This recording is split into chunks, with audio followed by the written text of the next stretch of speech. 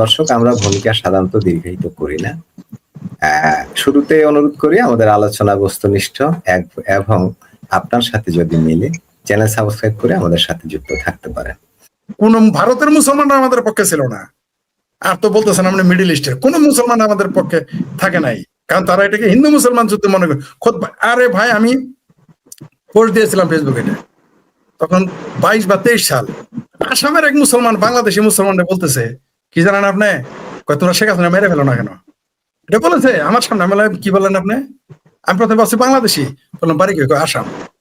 পরে আমি আর মানুষ যদি করে না বাড়ি আসাম, আসামের লোককে উদাহরণ দিই। এখানে একটা বলি, জি, আসামের একটা ইয়ে আছে, ওই যে মৌলানা আছে, ওই যে গত সরকারের বিরুদ্ধে ওই আসাম থেকে সে ওই ইয়া দিত, মানে বক্তব্য দিত কড়া ভাষায়।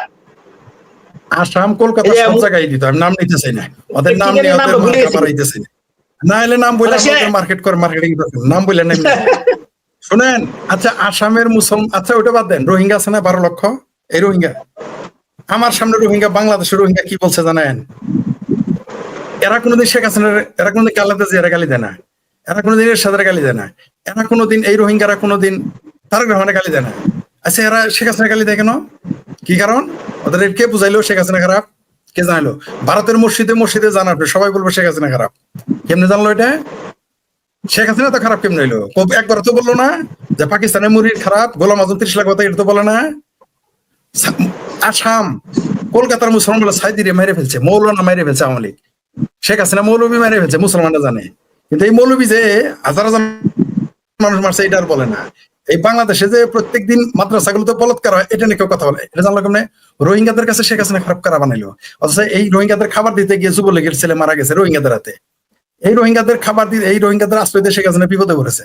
প্রত্যেকটা রোহিঙ্গা তার বিরুদ্ধে কথা বলে। আমি দায়িত্ব নিয়ে বললাম, আওয়ামী লীগ সবসময় বলল। গত আন্দোলনে তো রোহিঙ্গারা জড়িত ছিল, তো গত আন্দোলনে 5ই আগস্ট আন্দোলনে সব রোহিঙ্গারা জড়িত ছিল। তো বাংলাদেশের প্রত্যেকটা রোহিঙ্গা একটা একটা করে পেয়ারা পাকিস্তানি, প্রত্যেকটা যেটা পেটের মধ্যে জন্মিছে সেটাও পেয়ারা পাকিস্তানি। কি বলেন আপনি? কোন মুসলমান? আরে ভাই শেখ হাসিনা, বলেন এগুলো বলেন না, এগুলো বললে পরে গালি দিবে, আপনার চ্যানেলের রিপোর্ট দিবে, আমাদের গালি দিবে, নাস্তিক বলবে, মুরতাদ বলবে, মুসলিম বিদ্বেষী বলবে, ইসলাম বিদ্বেষী বলবে। কিন্তু এগুলো সত্য কথা, সত্য কথা শুনতে একটু তিতা লাগে, কারণ মায়ে যদি চাচার লগে পেট বানায়, ওটা কইতে গেলে একটু মানুষ শুনতে শরমই লাগে, কিন্তু এটা সত্য। ঠিক আছে, বাপে যদি কোনো হানে লুচ্চামি করে ধরা পড়ে, এটা যদি বলতে যায় তার জন্য খারাপ লাগতে পারে, কিন্তু এটা ইতিহাস।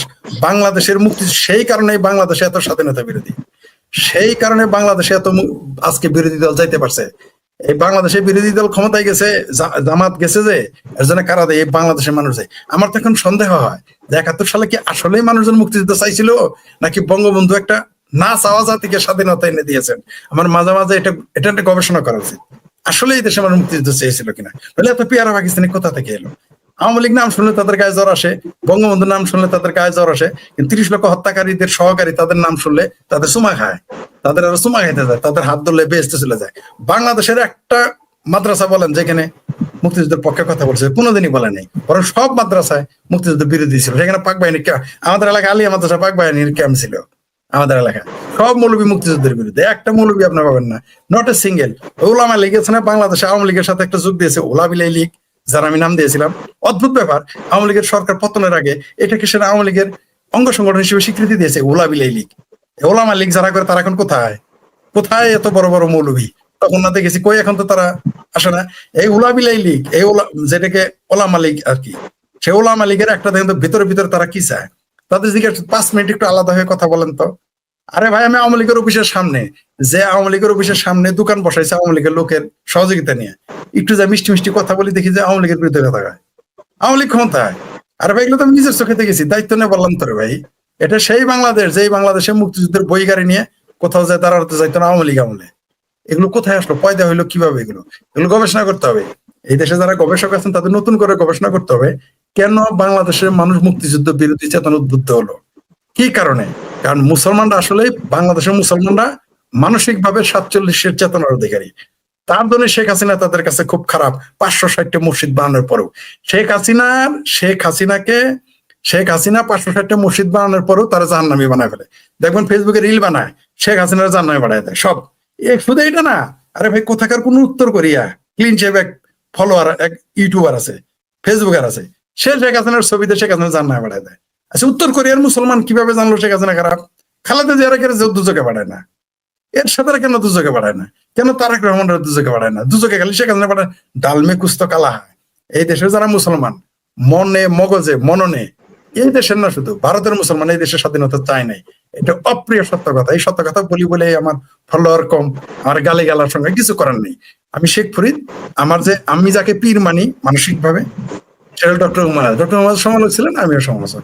বলেছে যে পৃথিবীতে সমালোচনা করতে হবে, সমালোচনা না করলে কোনো পরিবর্তন আসবে না। কারণ সমালোচনা করলেই সত্যটা সামনে চলে আসে। সত্য সবসময় অপ্রিয়, এই অপ্রিয় কথা বলে যেতে হবে কিছু মানুষকে, কাউকে না কাউকে বলতে হবে। আমি তাদের একজন, বলবোই, বলে যাবোই, কেউ রাগ করেন আর যাই করেন। এই বাংলাদেশের এখন আমার নতুন গবেষণার বিষয় যে আসলেই বাংলাদেশের মুক্তিযুদ্ধ কতজন মানুষ চেয়েছে, এটা নিয়ে গবেষণা করবো। টার্গেট নিয়েছি 2 বছর, দেখি কি আমার রেজাল্ট বাড়ায়।